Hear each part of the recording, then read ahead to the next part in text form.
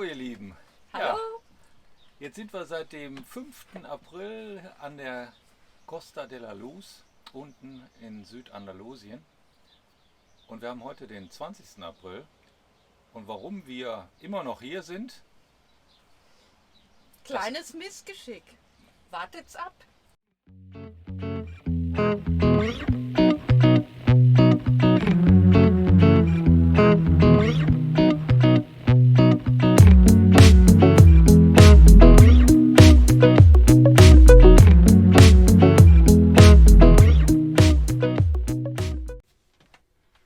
ja, wir sind hier, wie gesagt, im Süden Andalusiens, an der Costa de la Luz, auf der Karte ganz hier unten in Conil de la Frontera.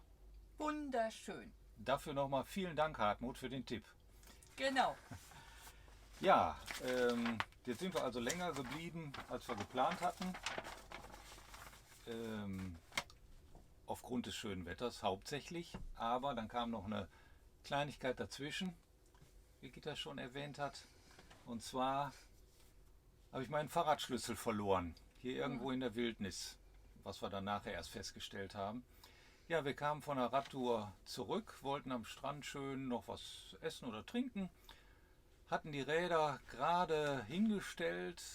Gitta hatte ihr es schon abgeschlossen. Ich habe dann meine Kette auch an einem festen Teil angeschlossen. Und in dem Moment, wo ich die Kette in das Schloss stecke, denke ich, wo ist denn der Schlüssel? Genau. Ja, also Fahrrad war abgeschlossen mit Kette, allerdings der Bügelschloss noch nicht zu. Jetzt standen wir da. Ja, Ja. an so einem dicken Betonpoller. Genau. Ja, ich in das nächste Restaurant, habe da einen freundlichen Kellner gefunden, der versucht hat, mir zu helfen. Hat nicht ganz geklappt, hat aber einen Kollegen gefragt und der hatte den Tipp, geht doch mal in den Nachbarpavillon, wo die Handwerker noch am Arbeiten sind.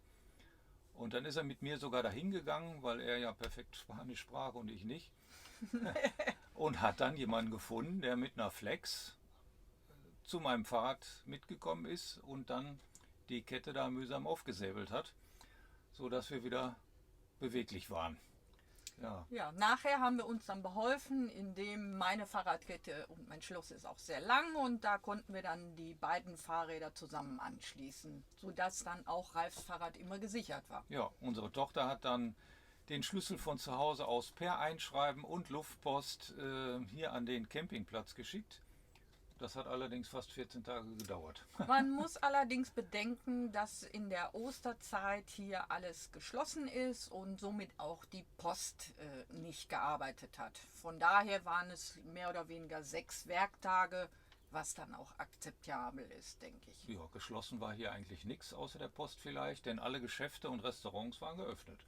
Ja, Weil schon. das also eine der Hauptreisewochen wohl für die Spanier ist.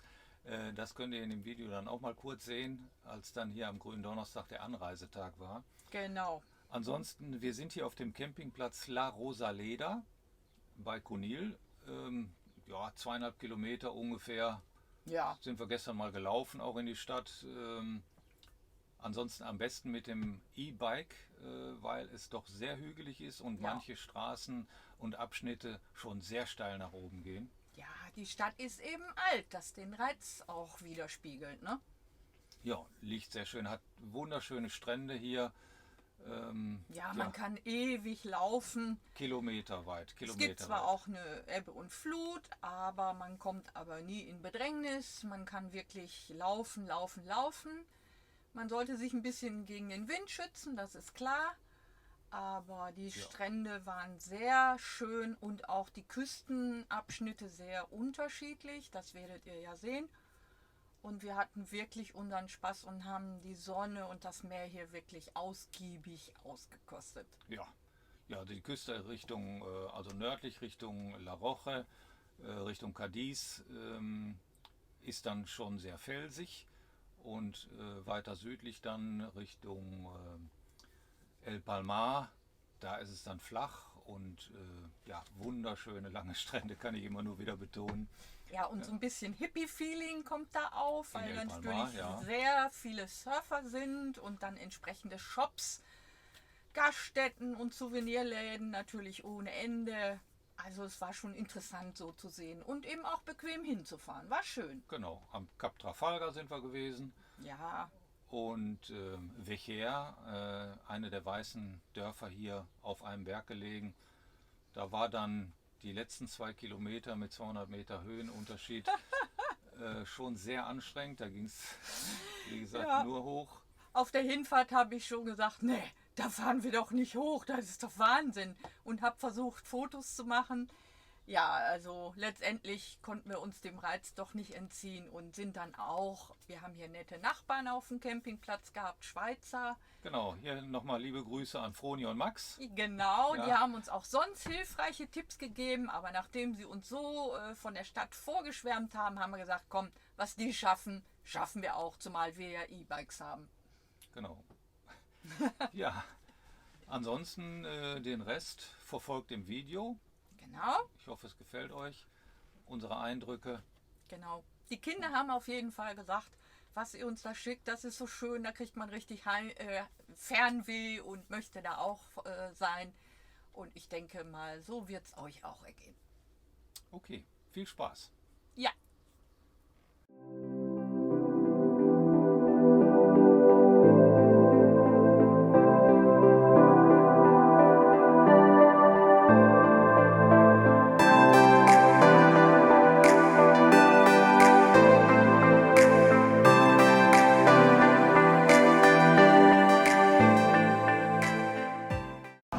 Also wir sitzen hier gerade vor einem Café, aber ob ich hier jetzt viel erzähle oder auch nicht, ich glaube, hier ist ein Geräuschpegel wie in Köln am Hauptbahnhof.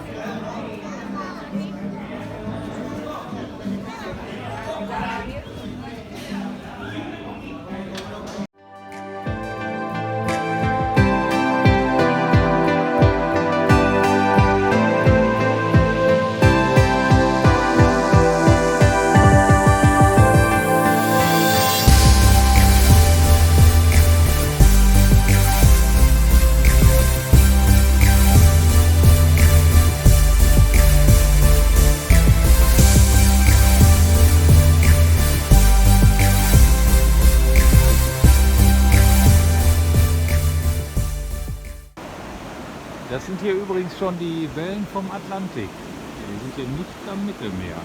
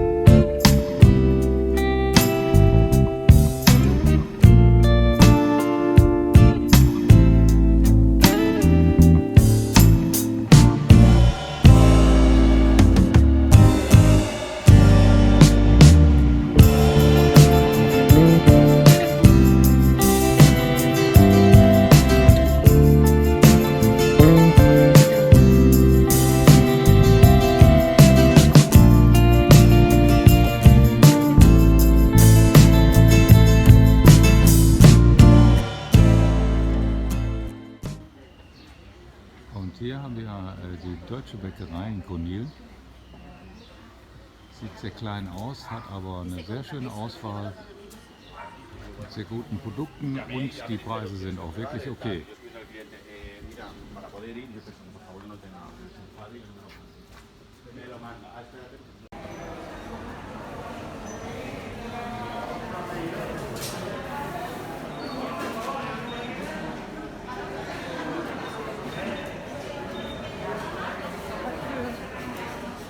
Noch nie gesehen.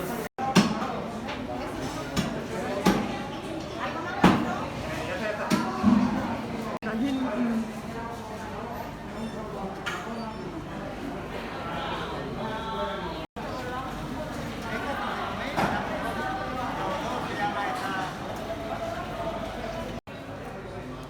Zähne kannst du da noch fotografieren.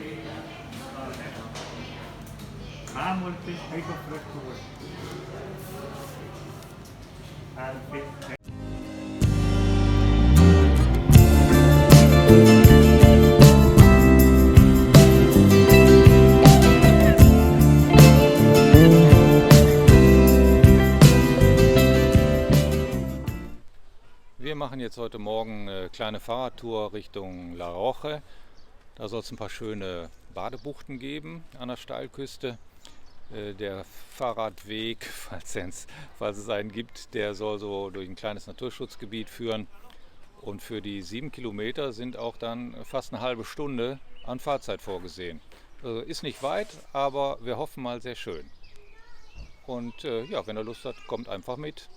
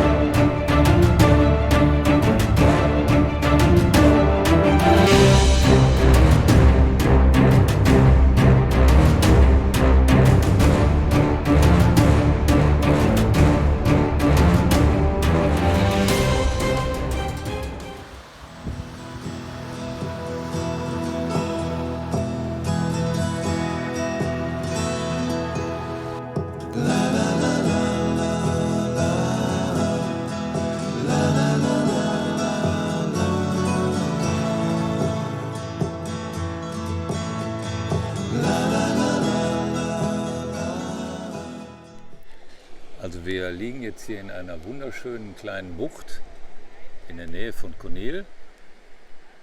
Und jetzt stellt sich mir die Frage, wir haben den 8. April, gehe ich jetzt rein oder gehe ich nicht rein?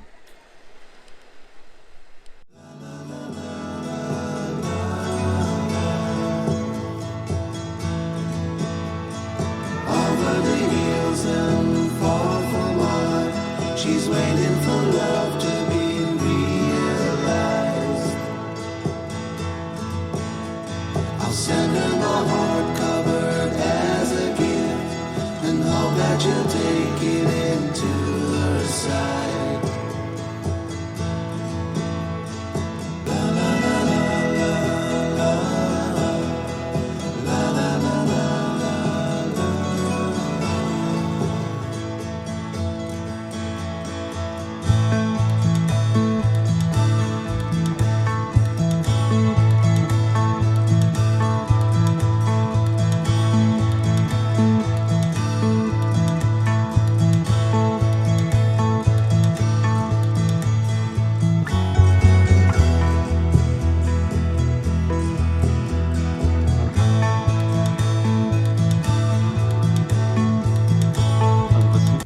Aussieht wie Spritzbeton, das ist alles Muschelkalk. Also man kann die einzelnen Muscheln wirklich gut erkennen. Das heißt, wir haben hier den Meeresboden direkt vor Augen. Ja, wir haben jetzt heute Morgen eine kleine Fahrradtour vom Campingplatz entlang der Klippen durch so ein kleines Naturschutzgebiet gemacht in Richtung Hafen von Conil de la Frontera. Der liegt jetzt hier hinter mir, unten natürlich, da, und man hat vom Hafen aus her einen sehr schönen holzbeplankten Weg bis hier oben, so einen kleinen Rastplatz gemacht, also wirklich sehr schön angelegt.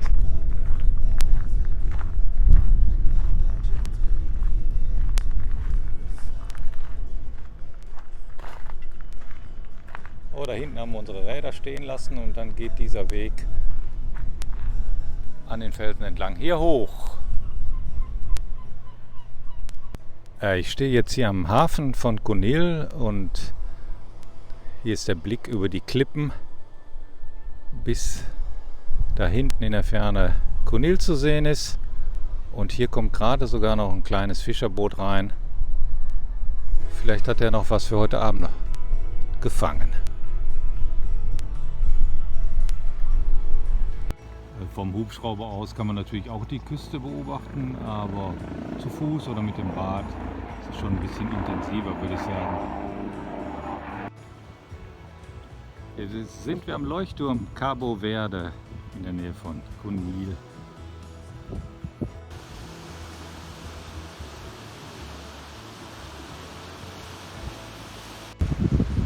Also hier weiß man immer nicht, wie nah man noch an die Küste rangehen kann, weil es sieht doch alles sehr bröckelig aus.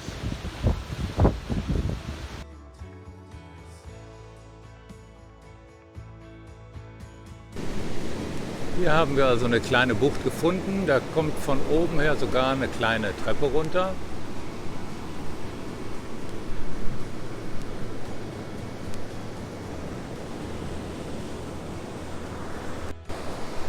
Und obwohl der Wind heute relativ mäßig ist, ist das Meer doch sehr aufgewühlt. Also die Wellen hier schlagen ganz schön an die Felsen. Aber dieses Gebrause und Getose ist natürlich immer ein Erlebnis. Also ich kann stundenlang zugucken. Irgendwie ist es doch beruhigend.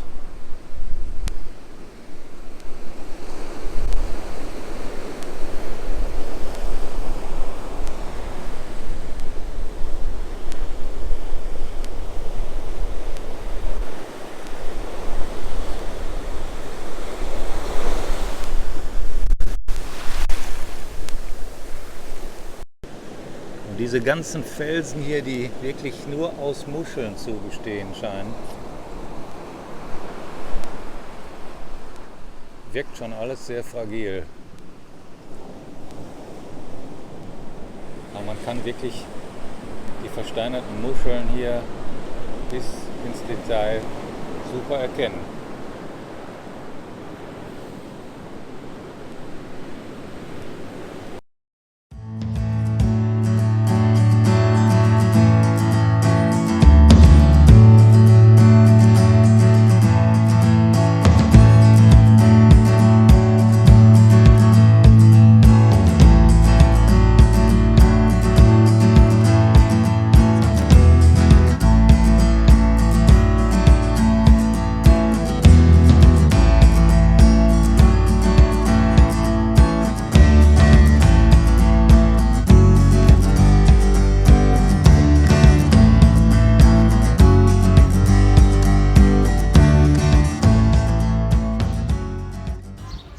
Heute auf Gründonnerstag, einem Feiertag auch in Spanien natürlich, ist hier an der Rezeption die Hölle los. Die wollen alle noch drauf.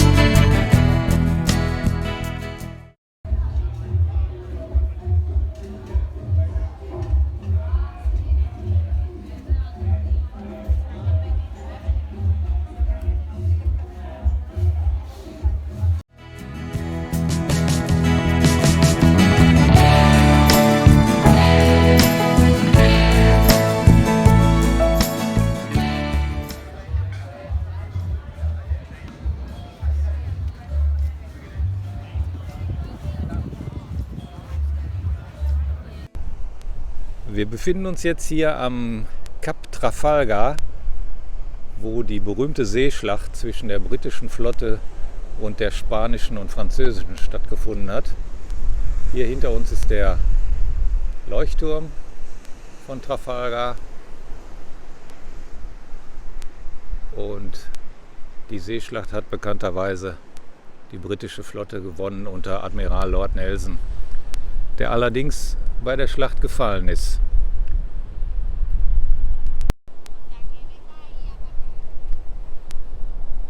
So, der gefallene Lord Nelson soll in einem Fass voll Rum konserviert nach England gebracht worden sein, wo er ja auch bestattet worden ist.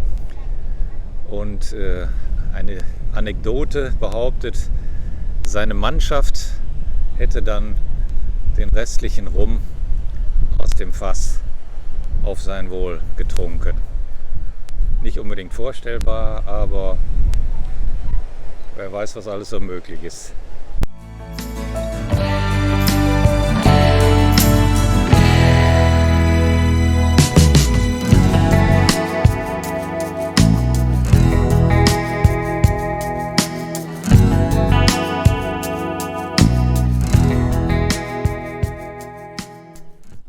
Wir sind jetzt heute Morgen zu einer kleinen Fahrradtour aufgebrochen, von Cunil aus Richtung Cadiz? Ferrer.